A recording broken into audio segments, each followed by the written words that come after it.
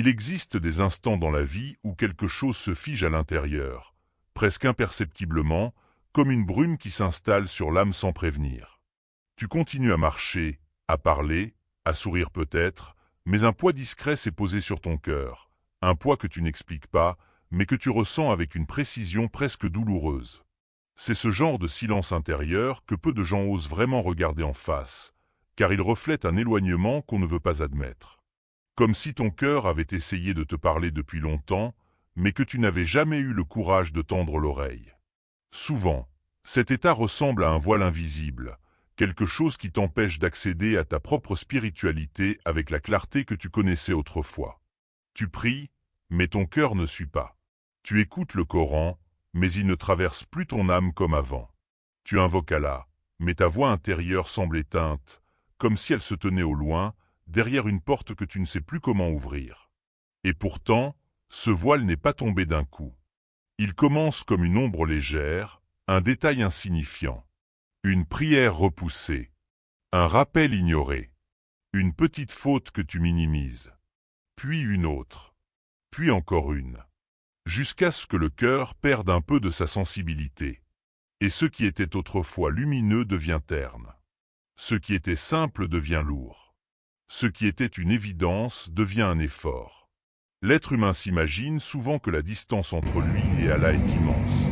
Mais en réalité, elle se construit grain par grain, jour après jour. Et cette distance n'est pas dans le monde extérieur, mais dans le cœur. Car Allah dit, ce ne sont pas leurs yeux qui sont aveugles, mais leur cœur. Sourate Al-Hajj 46. Ce verset est comme un miroir posé devant l'âme. Il rappelle que la véritable obscurité n'est jamais à l'extérieur. Elle se construit à l'intérieur, dans ces zones de soi qu'on refuse de regarder parce que cela obligerait à reconnaître que quelque chose a été perdu en chemin. Et pourtant, c'est dans cette reconnaissance que commence le retour. Le silence intérieur. Tu le connais sans doute. Ce moment où tu te dis « je ne ressens plus ce que je ressentais avant ». Où la foi n'est plus une flamme, mais une braise. Où la connexion n'est plus une évidence, mais un souvenir. Et ce souvenir, justement, est la preuve que ton cœur n'est pas mort. Car s'il se souvient, c'est qu'il appelle encore. C'est qu'il cherche encore. C'est qu'il espère encore. Et toi, quand as-tu senti pour la dernière fois que ton cœur n'était plus aussi proche d'Allah? L'éloignement ne commence presque jamais avec une grande chute ou une faute spectaculaire. Il commence avec un oubli, minuscule, fragile, si discret qu'on ne le remarque même pas. Un oubli qui s'installe comme une poussière sur un miroir. Une poussière que l'on juge trop petite pour être essuyée. Et pourtant, jour après jour, elle finit par couvrir toute la surface. Tu te dis que ce n'est rien. Que tu pries tous les jours. Alors si tu manques une prière à son heure aujourd'hui, tu la feras plus tard. Tu te dis que tu connais déjà des sourates. Alors ce n'est pas grave si tu ne lis pas le Coran ce soir. Tu te dis que tu feras du dhikr demain, quand tu seras moins fatigué, moins stressé, moins occupé. Mais demain ne vient pas. Et quand il vient, il ressemble exactement à aujourd'hui. Rempli de nouvelles excuses, de nouvelles distractions, de nouvelles priorités qui enterrent doucement les priorités de ton âme. La négligence est traîtresse, parce qu'elle ne fait pas mal. Elle ne frappe pas, elle ne secoue pas, elle glisse simplement dans la routine. Tu ne sens rien. Et c'est justement là que réside son danger. Elle te fait oublier ce qui t'anime. Oublier ce qui te nourrit. Oublier ce qui te protège. Jusqu'à ce qu'un jour, tu réalises que ton cœur ne réagit plus comme avant, mais tu ne te souviens même plus à quel moment il s'est endormi. L'histoire d'Al-Hassan al-Basri illustre cette vérité d'une manière presque cinglante. Un homme est venu vers lui et lui a dit « Je ne sens plus la douceur de la foi dans mon cœur ». Et Al-Hassan lui a répondu « C'est parce que tu as laissé entrer les péchés par la petite porte de la négligence ». Cette phrase est une lumière qui expose ce que l'on refuse souvent de voir. Car la négligence n'est pas simplement un oubli. C'est une porte. Une porte ouverte sur des habitudes qui affaiblissent l'âme, sur des actions que l'on banalise, sur une lente déconnexion que l'on ne remarque qu'une fois qu'elle est déjà bien installée. Allah dit « Rappel », car le rappel profite aux croyants. Sourate Ad-Dhariyah, 55. Ce verset n'est pas une simple recommandation. C'est un avertissement tendre. Une invitation urgente. Il nous dit que la nature humaine est faite pour oublier, mais qu'elle est aussi faite pour revenir. Pour se réveiller. Pour se ressaisir. Mais ce réveil ne survient que si l'on accepte de regarder ses propres négligences en face. Il y a des rappels que tu as entendus 1000 fois, mais que tu n'as jamais vraiment écoutés. Il y a des moments où ton âme a murmuré, mais tu as laissé le bruit du monde couvrir sa voix. Parfois, il suffit d'une seule petite négligence pour que le cœur perde le fil de sa lumière. Combien de rappels ton âme a ignorés, par simple négligence? Il existe dans le cœur humain des zones que personne ne voit, mais que tout croyant ressent au fond de lui. Ces zones sont sensibles, fragiles, vivantes, et chaque bonne action les éclaire tandis que chaque péché les assombrit. Le prophète a dit, lorsque le serviteur commet un péché, un point noir apparaît sur son cœur. Cette image n'est pas une métaphore abstraite. C'est une réalité spirituelle dont les conséquences se manifestent dans ton comportement, ton ressenti, ta relation avec Allah. Ce point noir, il semble insignifiant au début. Tu te dis que ce n'est qu'un geste, que Allah est pardonneur, que tu te repentiras plus tard. Mais ce point devient 2, puis 3, puis 100, jusqu'à former un voile, dense, épais, qui t'empêche de ressentir ce que ton âme ressentait autrefois. C'est un étouffement intérieur, un poids silencieux qui ne se voit pas sur ton visage, mais qui pèse lourdement sur ton cœur. Et voilà que tu pries, mais la prière ne te touche plus. Tu récites, mais les versets glissent sur toi sans pénétrer. Tu écoutes un rappel, mais tu n'es plus touché comme avant. Alors tu te surprends parfois à murmurer en toi-même. Je sais que c'est mal, mais c'est plus fort que moi. Cette phrase, tant de croyants la connaissent. Non pas par manque d'amour pour Allah, mais parce que ces taches invisibles ont affaibli la sensibilité de l'âme.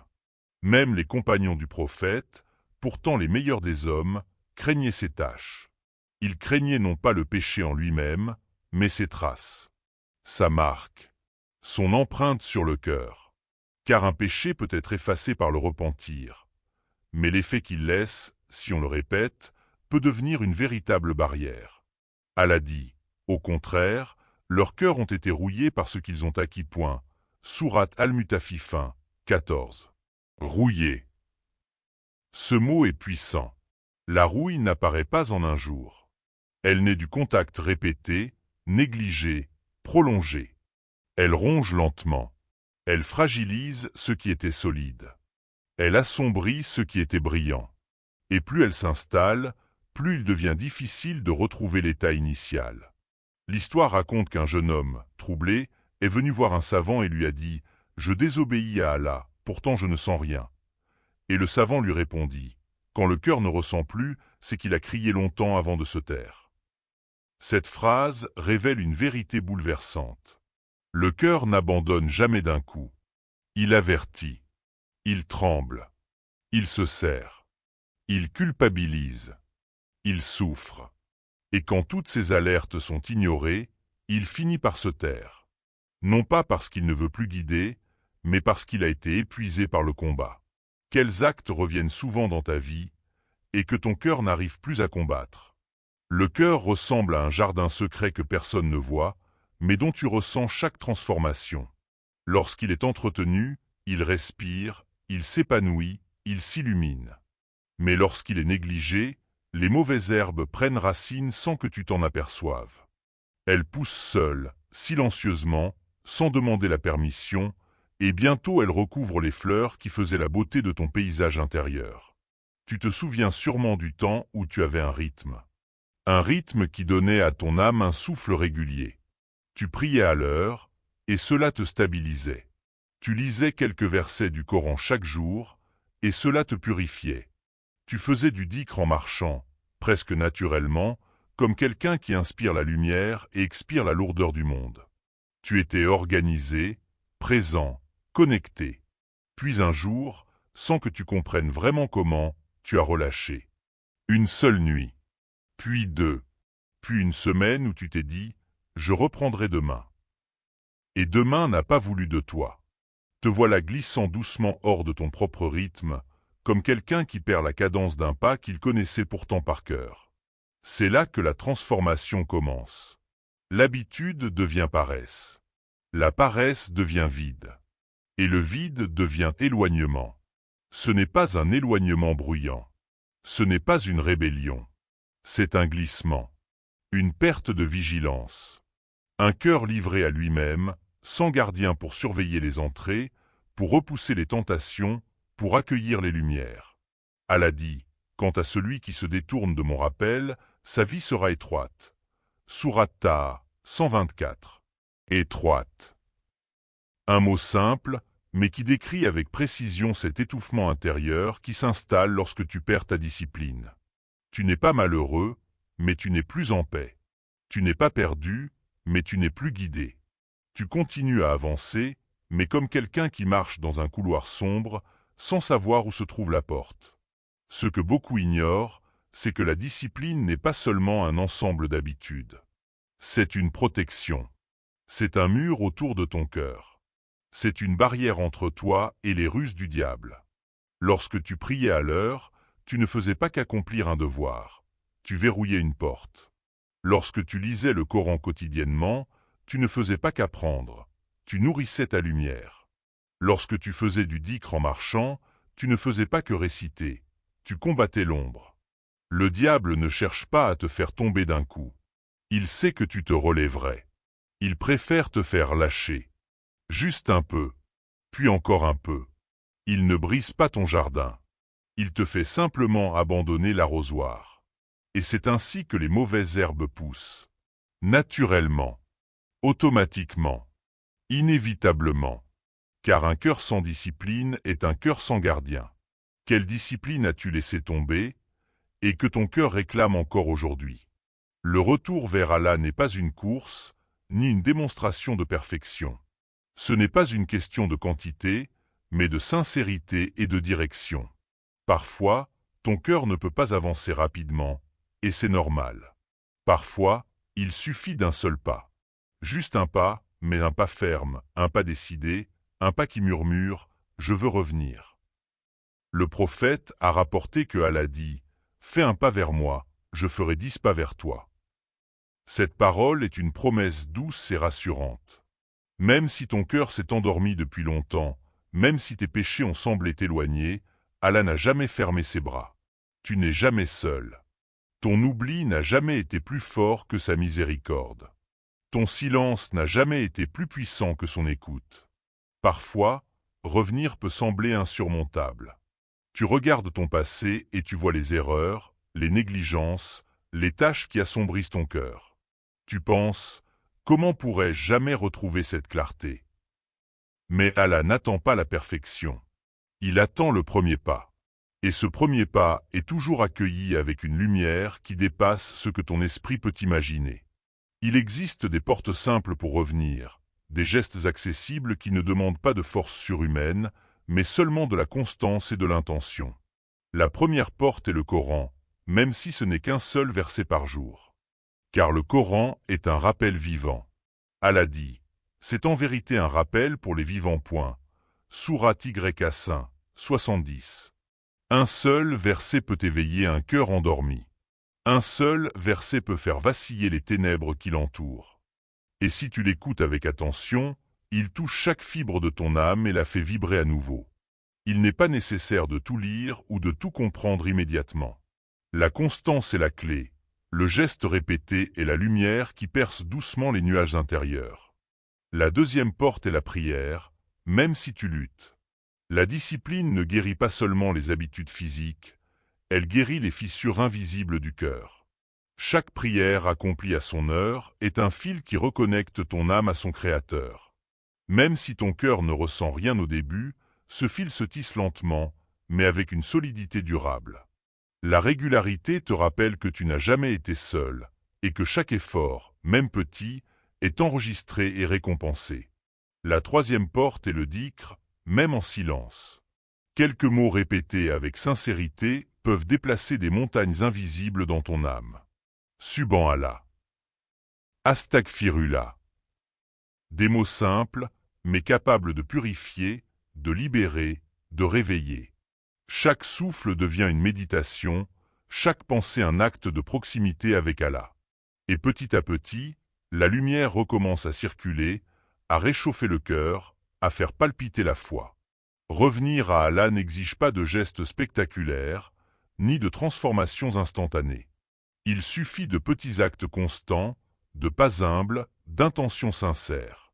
Même le plus petit effort est amplifié par sa miséricorde. Et chaque pas, aussi léger soit-il, est une déclaration que ton cœur n'a jamais cessé de chercher la lumière. Il existe des récits qui semblent simples, presque anodins, mais qui portent en eux une puissance capable de réveiller l'âme. L'histoire de cet homme pieux en est un exemple. Il racontait, avec une sincérité qui touchait profondément, « Mon cœur s'était éloigné d'Allah, jusqu'au jour où j'ai recommencé à dire Astaghfirullah chaque matin. Ce n'était que quelques mots, mais c'est comme si mon âme revenait à la maison. » Ces mots simples, répétés avec intention, ont suffi à réveiller la lumière intérieure. Ce n'était pas un geste spectaculaire. Personne ne le voyait. Personne ne le comprenait. Mais dans le silence de son cœur, chaque astaghfirullah résonnait comme une note de musique qui alignait ses pensées, ses émotions et son âme sur une vibration nouvelle, douce et apaisante. Imagine ton cœur comme une maison qui a été vide pendant longtemps. Les pièces sont poussiéreuses, les fenêtres fermées, et la lumière semble ne plus pénétrer. Puis un jour, tu ouvres une fenêtre, juste une petite fenêtre, et le soleil entre. Lentement, il touche chaque mur, chaque coin oublié, et révèle la beauté cachée qui a toujours été là. Chaque mot de dhikr est cette petite ouverture. Chaque souffle est un rayon qui ramène la chaleur. Et peu à peu, la maison de ton cœur retrouve sa lumière. Ce retour est humble. Il ne se fait pas avec des grandes œuvres spectaculaires ou des transformations instantanées. Il se fait dans le quotidien, dans la répétition douce des gestes simples. La prière renouvelée, un verset récité, une phrase de dhikr. Tout cela, accumulé avec sincérité, réveille le cœur et fait résonner l'âme comme une cloche douce après un long silence. Allah dit, ô mes serviteurs qui avez commis des excès contre vous-mêmes, ne désespérez pas de la miséricorde d'Allah. Sourate Az-Zumar, 53. Ce verset est un rappel éternel. Il ne juge pas la distance que tu as parcourue loin de lui. Il ne condamne pas la poussière accumulée sur ton cœur. Il ouvre simplement la porte de sa miséricorde et t'invite à revenir, à faire un pas, à respirer à nouveau la lumière. Même si ton cœur semblait éteint, même si tes fautes semblaient lourdes, la miséricorde d'Allah est toujours plus grande que tout ce que tu imagines. La beauté de cette histoire réside dans sa simplicité. Quelques mots répétés chaque matin ont suffi à changer un cœur. Quelques instants de sincérité ont suffi à reconstruire une connexion qui semblait perdue. Cela montre que le retour n'est jamais hors de portée. Il n'est jamais trop tard. Il n'est jamais trop petit. Ton cœur, comme celui de cet homme, peut retrouver sa lumière. Il peut se souvenir de ce qu'il est réellement, un lieu sacré où réside la présence d'Allah. Et cette lumière ne s'éteint jamais totalement. Elle attend seulement que tu l'accueilles, que tu ouvres les volets, que tu laisses entrer le soleil, que tu recommences, lentement, patiemment, avec intention. Chaque astaghfirullah, chaque sourire vers Allah, chaque souffle consacré à son souvenir est un pas vers cette maison intérieure. La lumière revient toujours. Et une fois qu'elle revient, elle transforme non seulement ton cœur, mais chaque geste, chaque pensée et chaque instant de ta vie. Aujourd'hui, alors que tu écoutes ces mots, imagine ton cœur comme une pièce silencieuse. Une pièce où tu as peut-être laissé la lumière s'éteindre lentement. Une pièce où les souvenirs de proximité avec Allah se sont effacés derrière les rideaux du quotidien. Et maintenant, cette pièce te regarde, silencieuse mais vivante, te demandant de revenir. Pose-toi une question. Pas une question académique ou théorique. Une question qui touche ton âme, qui résonne dans le silence de ton intérieur. Une question capable de transformer une journée, une semaine, peut-être même toute une vie. Quel est le premier petit pas que je peux faire pour revenir vers Allah? Ne cherche pas à répondre avec des gestes spectaculaires ou des transformations impossibles. Ne te compare pas aux autres, à ceux que tu vois forts, pieux, lumineux. La réponse est unique pour toi. Peut-être que ce sera un verset du Coran récité ce soir. Peut-être une prière accomplie à l'heure. Peut-être un simple souffle de dhikr murmuré dans le silence de ta chambre. Mais ce premier pas, aussi minuscule soit-il, est le déclencheur de ton réveil spirituel. Ton cœur n'est pas perdu. Il n'a jamais été perdu. Même lorsque tu as senti le vide, l'oubli ou l'éloignement, il a continué à battre, à attendre, à espérer. Il a continué à murmurer des appels que seule la sincérité pouvait entendre. Et maintenant, ce murmure est ton guide, un fil invisible qui relie ton âme à la miséricorde infinie d'Allah. Frappe la porte doucement, sans peur. N'attends pas la perfection pour revenir. N'attends pas le moment idéal qui ne viendra peut-être jamais. Chaque instant est une porte. Chaque respiration est une opportunité. Chaque pensée qui se tourne vers Allah est une lumière qui recommence à briller dans ton cœur. Rappelle-toi que le chemin n'est jamais linéaire. Il peut y avoir des rechutes, des oublis, des moments où le cœur s'endurcit à nouveau.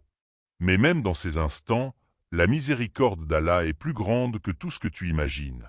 Le premier pas que tu fais, même petit, est toujours accueilli avec un élan divin qui dépasse ta compréhension.